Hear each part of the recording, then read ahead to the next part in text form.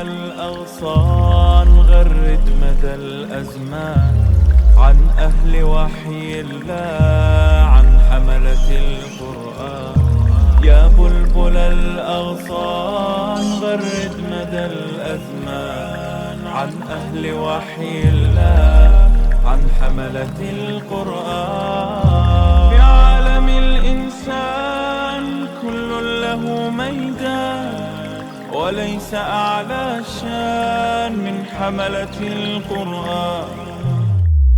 بسم اللہ الرحمن الرحیم.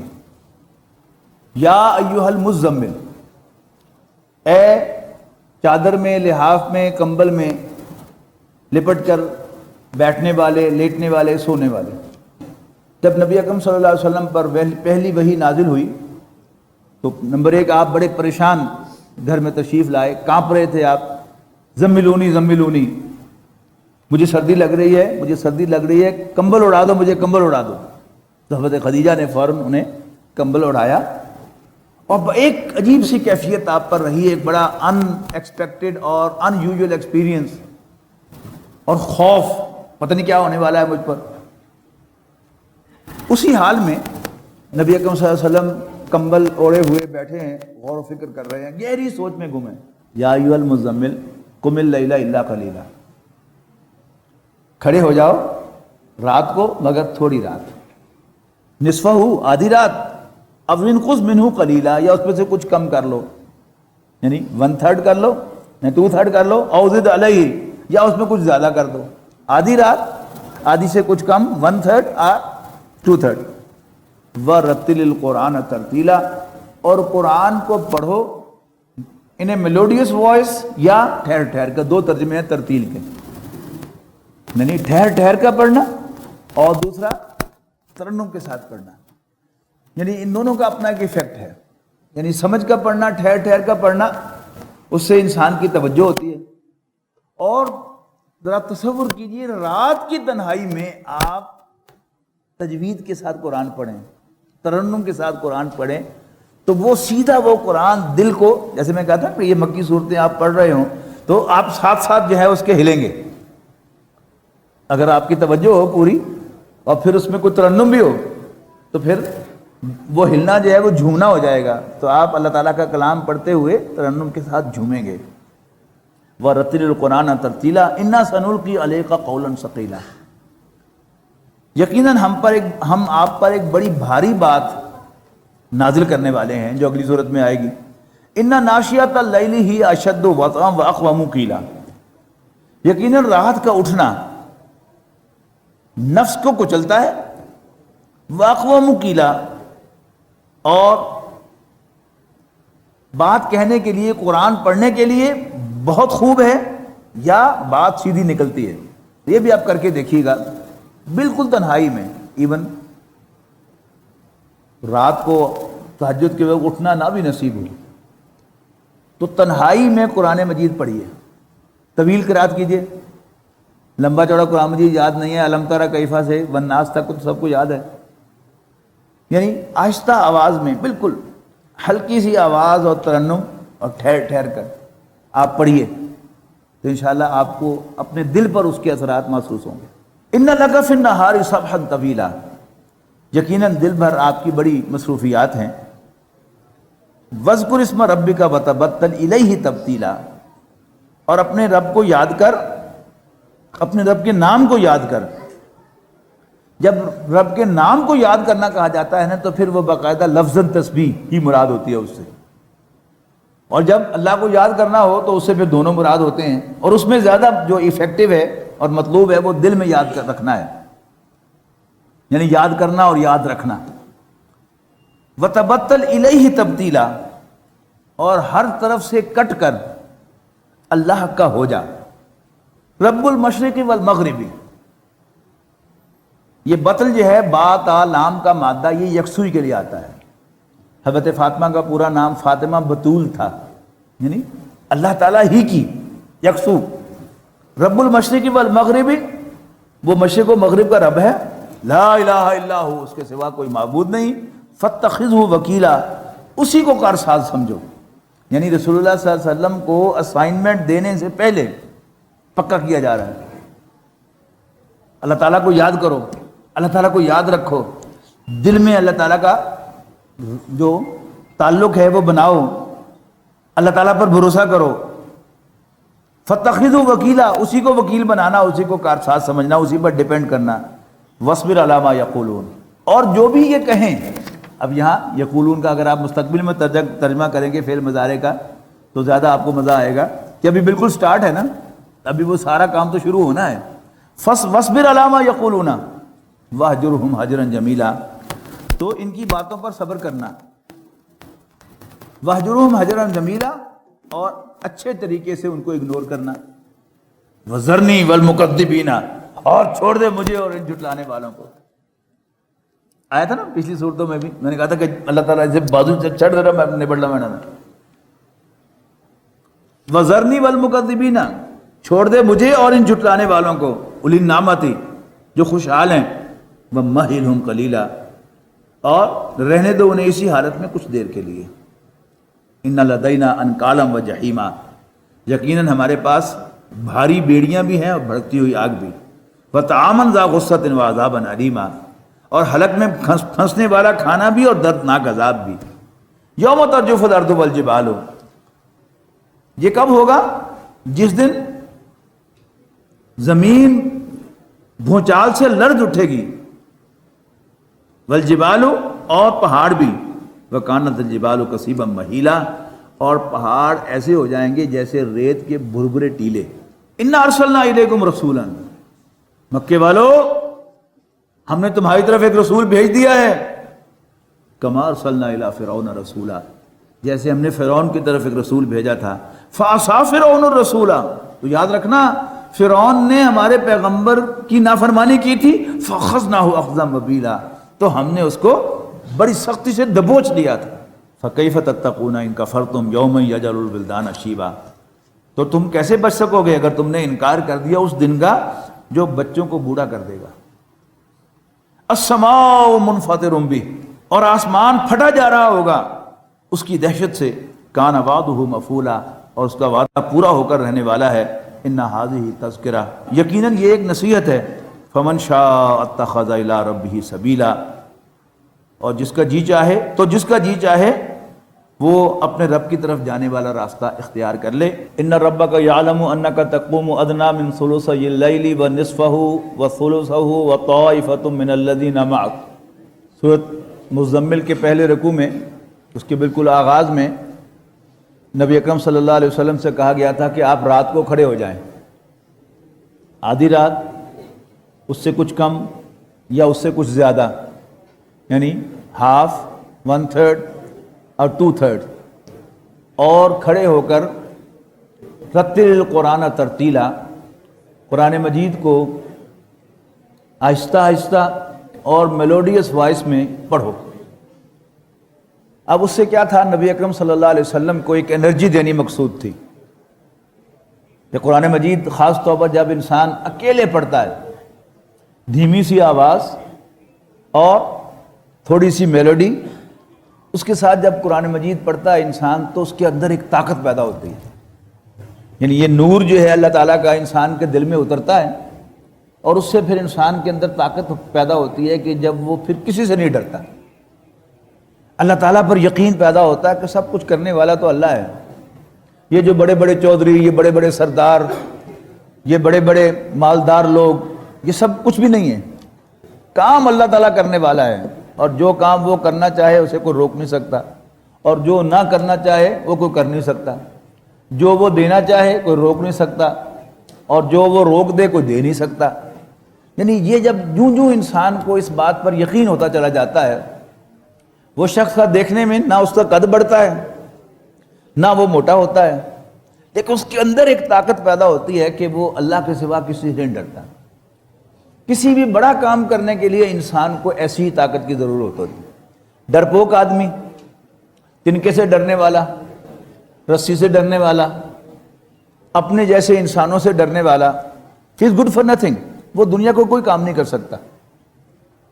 اب چونکہ نبی اکرم صلی اللہ علیہ وسلم نے اللہ تعالیٰ سے، نبی اکرم صلی اللہ علیہ وسلم سے اللہ تعالیٰ نے ایک بہت بڑا کام لینا تھا، بلکہ بہت بڑا کام بہت چھوٹا لفظ ہے، ایک ایسا کام لینا تھا جو اللہ تعالیٰ نے نوع انسانی میں کسی سے نہیں لیا، اور وہ کیا تھا؟ اللہ کی حکمرانی زمین پر قائم کرنا۔ یعنی ان فیکٹ تو اللہ تعالیٰ ہی حاکم ہے، لیکن اس دنیا میں اللہ تعالیٰ نے اپنی حکمرانی کو ذرا پیچھے رکھا ہوا ہے، مجھے اور آپ کو آزمانے کے لیے، ہمیں آزمانے کے لیے کہ ایکم احسن عملا، تم میں سے اچھے عمل کرنے والا کون ہے۔ ابھی ہم سورہ ملک میں پڑھ کے آئے ہیں، تبارک الذی بیدہ الملک، برکت والا ہے وہ جس کے ہاتھ میں بادشاہی ہے۔ الذی خلق الموت والحیات لیبلوکم، جس نے زندگی اور موت کا یہ سلسلہ بنایا تاکہ وہ تمہیں آزمائے۔ ایکم احسن عملا، کہ تم میں سے اچھے عمل کرنے والا کون ہے۔ یعنی اس دنیا کو اللہ تعالیٰ نے سجا دیا۔ یہی مضمون سورہ کہف میں آیا کہ ہم نے زمین پر جو کچھ ہے اس کو انسانوں کے لیے بڑا پرکشش بنا دیا ہے، لبھا دینے والا۔ لِنَبْلُوَهُمْ أَيُّهُمْ أَحْسَنُ عَمَلًا، تاکہ ہم انہیں آزمائیں کہ ان میں سے اچھے عمل کرنے والا کون ہے۔ سیکھے کا فرق ہے، یہاں تم سے کہا تاکہ تمہیں آزمائے، وہاں کہا تاکہ لوگوں کو اللہ تعالیٰ انسانوں کو آزمائے کہ ان میں سے اچھے عمل کرنے والا کون ہے۔ بات ایک ہی ہے۔ تو بادشاہی اللہ ہی کی ہے، اصل میں چل اسی کی رہی ہے فائنلی، لیکن چھوٹے چھوٹے سیگمنٹس میں اللہ تعالیٰ نے انسانوں کو آزاد کیا ہوا ہے کہ وہ اپنا زور لگا کے دکھاتے رہتے ہیں، اور تھوڑی تھوڑی کامیابی بھی اللہ تعالیٰ دیتا رہتا ہے ان کو، تاکہ وہ اور زیادہ دھوکے میں مبتلا ہوں اور حقائق جو ان کا مائنڈ اور ان کا دل مانتا ہے اس کی نفی کریں۔ تو اب اس کے لیے رسول اللہ صلی اللہ علیہ وسلم کو تیار کرنا تھا، اور وہاں کہا تھا کہ انا سنلقی علیک قولا ثقیلا۔ وہ اب سورہ مدثر میں آئے گا وہ قول ثقیل کون سا ہے، وہ کیا ہے؟ اللہ تعالیٰ کی حکمرانی کو زمین پر قائم کرنا۔ اب رسول اللہ صلی اللہ علیہ وسلم کو حکم دیا گیا، صحابہ کرام نے آپ کا اتباع کیا۔ یہ جو دوسرا رکوع ہے یہ مدنی ہے، یاد رکھیے گا۔ ان ربک یعلم انک تقوم ادنی من ثلثی اللیل ونصفہ وثلثہ وطائفۃ من الذین معک، یقیناً آپ کا رب جانتا ہے کہ آپ کھڑے ہوتے ہیں ادنا من اللیل، تقریباً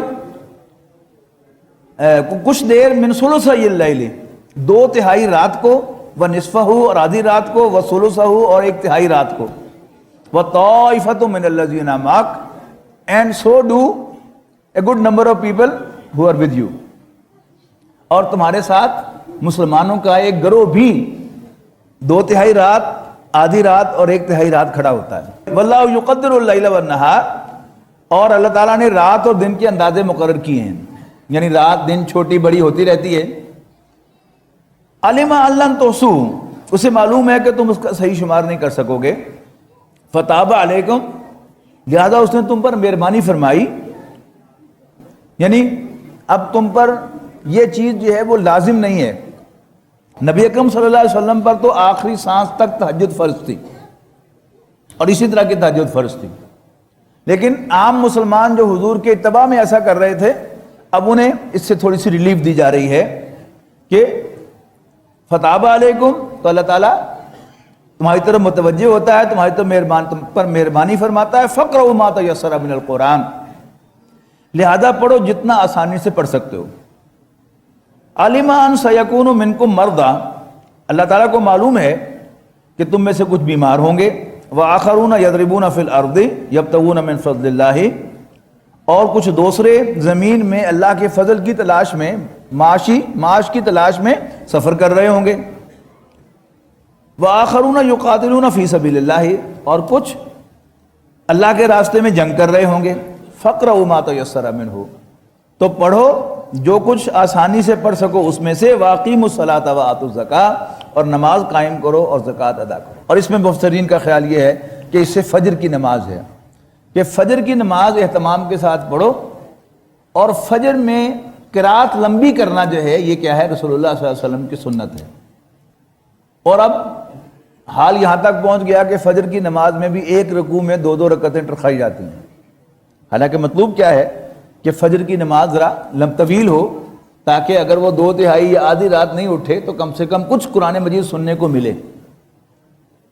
حضور صلی اللہ علیہ وسلم کی جو فجر کی نماز ہے اس کا آپ اندازہ اس سے لگائیں کہ اکثر جمعے کی صبح کو فجر کی نماز میں نبی اکرم صلی اللہ علیہ وسلم پہلی رکعت میں سورۃ سجدہ 3 رکوعوں کی صورت اور دوسری رکعت میں سورۃ دہر 2 رکوعوں کی صورت پڑھا کرتے تھے. 5 رکوع فجر کی نماز میں آپ تلاوت فرماتے تھے. تو باقی میں بھی صورتیں اور ہوتی ہوں گی، لیکن ایک کوانٹٹی کا تو اندازہ ہو گیا نا کہ تقریباً اتنا قرآن مجید آپ فجر کی نماز میں پڑھتے ہوں گے. اور کوشش کرنی چاہیے اہتمام کے ساتھ، جو نماز پڑھانے والے ہیں انہیں بھی اس کا اہتمام کرنا چاہیے، اور پڑھنے والوں کو بھی، یعنی امام کو کوسنا نہیں چاہیے کہ وہ لمبی نماز پڑھاتا ہے.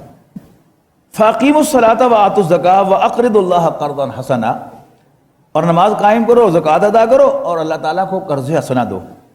وَمَا تُقَدِّمُوا لِأَنفُسِكُمْ، اور جو کچھ بھی تم اپنے لیے آگے بھیجو گے، من خیرن، بھلائی میں سے، تجدوہ عند اللہ، اسے اللہ کے پاس پاؤ گے، گم نہیں ہو جائے گا. ہوا خیرم و اعظم اجرا، اور یہی کام بہتر ہیں اور بڑے ہیں اجر کے لحاظ سے. واستغفر اللہ، اور اللہ تعالیٰ سے بخشش مانگتے رہو. یہ تو ہم جانتے ہیں کہ وہ small hours of the morning جو ہیں، تہجد کا وقت جو ہے وہ قبولیت کا وقت ہے. باٹم لائن کیا ہے کہ جو بھی مانگنا ہو مانگو اللہ تعالیٰ سے. حضرت علی سے رسول اللہ صلی اللہ علیہ وسلم نے فرمایا کہ علی تمہارے جوتے کا تسمہ بھی ٹوٹ جائے تو اللہ سے مانگنا. یہ کیا ہے؟ یہ باٹم لائن ہے. لیکن مانگنا کیا ہے؟ ہم سورۃ زاریات میں پڑھ کے آئے ہیں کہ ان المتقین فی جنات و عیون، یقیناً اللہ سے ڈرنے والے باغوں اور چشموں میں ہوں گے. آخذین ما آتاہم ربہم، لیتے ہوئے، وصول کرتے ہوئے جو کچھ ان کا رب انہیں عطا کرے. انہم کانوا قبل ذالک محسنین، یقیناً اس سے پہلے بھی وہ نیک روش اختیار کیے ہوئے تھے، محسن تھے. کانوا قلیلا من اللیل ما یہجعون، وہ رات کو کم ہی سویا کرتے تھے. وبالاسحار ہم یستغفرون، اور سحری کے وقت وہ اللہ تعالیٰ سے بخشش مانگا کرتے تھے. تو اللہ تعالیٰ سے مانگنے کی بہترین چیز وہ کیا ہے؟ مغفرت، استغفار. آج ہم یہاں اکٹھے ہیں کہ عجب کی یہ لیلۃ القدر ہو، لیکن کم سے کم نہ بھی ہو تو پاک رات تو ہے، آخری عشرہ تو ہے. اللہ تعالیٰ کی طرف سے ری ایشورنس ہے کہ میں تمہاری فریاد کو سنوں گا. اور وہ سحری کا وقت جو ہے وہ آل اراؤنڈ دا ایئر وہ سیم ہے. کہ حدیث میں آتا ہے کہ اللہ تعالیٰ پہلے آسمان پر نزول فرماتا ہے اپنے بندوں سے پوچھنے کے لیے کہ ہے کوئی بخشش مانگنے والا کہ میں اسے بخش دوں، ہے کوئی حاجت والا کہ میں اس کی حاجت پوری کر دوں. تو اس وقت جب اللہ تعالیٰ سے وہ رابطہ قائم ہو ہی جائے تو مانگنے کی بہترین چیز کیا ہے؟ یا اللہ معاف کر دے. اللہ تعالیٰ سے بخشش مانگنی چاہیے. وہ جو میں عرض کر رہا تھا کہ اگر شیطان انسان کو جپھا مار لیتا ہے تو وہ تو انسان کو سب اچھا دکھاتا ہے، اور اس فیلنگ کے ساتھ اگر انسان استغفار کرتا ہے تو انسان میں اور زیادہ وجوہ پیدا کرتا ہے کہ میں خیر گناہ تو نہیں کرتا، سارے اللہ کے حکم بھی مان رہا ہوں، گناہ بھی نہیں کر رہا، اور پھر اوپر سے میں 1000 دفعہ استغفار بھی پڑھتا ہوں، تو اس سے انسان کا نفس اور موٹا ہو جاتا ہے. آپ اس وقت اللہ تعالیٰ سے پناہ مانگیں گے تو پھر پردے اٹھیں گے. اللہ تعالیٰ آپ کو، ہمیں، مجھے اپنی خامیاں دکھائے گا. اب جو استغفار ہوگا اس کا مزہ ہی کچھ اور ہوگا. یعنی ایک ہوتا نا کیا سنیا معاف، یہ معافی نہیں ہوتی. میں کچھ کیتا ہوئے تڑنا زیادتی تے معاف کر دینا. معافی کیا ہوتی ہے کہ میں نے فلاں وقت تم پر یہ زیادتی کی تھی، فار گاڈ سیک مجھے معاف کر دو. تو استغفار میں بھی یہ بات یاد رکھنی چاہیے کہ استغفار اصل میں وہی ہے کہ جو انسان کو گناہ کے احساس کے ساتھ ہو کہ میں نے یہ زیادتی کی ہے، میں نے یہ گناہ کیا ہے، میں نے یہ نافرمانی کی ہے، میں نے یہاں تیرے اوپر بھروسہ نہیں کیا، یہاں میں تجھ سے ڈرا نہیں، یا اللہ مجھے معاف کر دے. جب انسان کی یہ تھوڑی سی ایک ڈائریکشن بدلے گی تو انشاءاللہ انسان کو اپنی خامیاں اور کوتاہیاں نظر آتی رہیں گی، قدم قدم پر نظر آئیں گی. میں 2 قدم چلوں گا تو محسوس ہوگا وہ غلطی ہو گئی، اللہ مجھے معاف کر دے. پھر آگے چلا، پھر محسوس ہوگا کہ پھر غلطی ہو گئی، پھر میں معافی مانگوں گا اللہ تعالیٰ سے. یہ جو معافی ہے اس معافی میں اور سکی معافی کی تسبیح میں زمین و آسمان کا فرق ہے. تو اللہ تعالیٰ سے بخشش مانگنا واقعتاً اس احساس کے ساتھ انسان کو یاد آ رہا ہو کہ کیا کیا زیادتیاں اس نے کی ہیں، کیا کیا نافرمانیاں اس نے کی ہیں، کیا کیا آفینسز اس نے کیے ہیں، کیا کیا ٹریسپاسز ہیں جو اس سے ہوئی ہیں. اور پھر اس میں جب انسان اللہ تعالیٰ سے معافی مانگے گا تو پھر واقعتاً رکت بھی طاری ہوگی، آنسو بھی آئیں گے، اور واقعتاً جیسے وہ من ترلا کیا جاتا ہے نا، پھر ہمارا استغفار اس طرح ہوگا کہ یا اللہ معاف کر دے، ربا معاف کر دے، ورنہ میں لٹ گیا. جیسے وہ حضرت آدم علیہ السلام و حضرت حوا کے الفاظ ہیں نا کہ ربنا ظلمنا انفسنا وان لم تغفر لنا وترحمنا لنکونن من الخاسرین. ربا ہم نے ظلم ڈھایا ہے اپنے اوپر، غلطی کی ہے، ہم نے نافرمانی کی ہے تیری، اور اب اگر تو نہیں بخشے گا اور ہم پر مہربانی نہیں فرمائے گا تو ہم لٹ جائیں گے. تو اس احساس کے ساتھ یعنی قدم قدم پر انسان کو بجائے یہ نظر آنے کہ میں نے بڑا تیر مار لیا ہے، یہ نظر آئے کہ مجھ سے کمی رہ گئی، مجھ سے کوتاہی رہ گئی، مجھ سے گناہ ہو گئے، مجھ سے زیادتی ہو گئی، نافرمانی ہو گئی. اور اگر ہم اللہ تعالیٰ کی پناہ حاصل کریں گے تو انشاءاللہ ہمیں ضرور اپنی خامیاں کوتاہیاں اللہ تعالیٰ دکھاتا رہے گا. واستغفر اللہ، اور اللہ سے بخشش مانگو. ان اللہ غفور الرحیم، بے شک اللہ تعالیٰ بخشنے والا مہربان ہے. وَلَقَدْ يَسَّرْنَا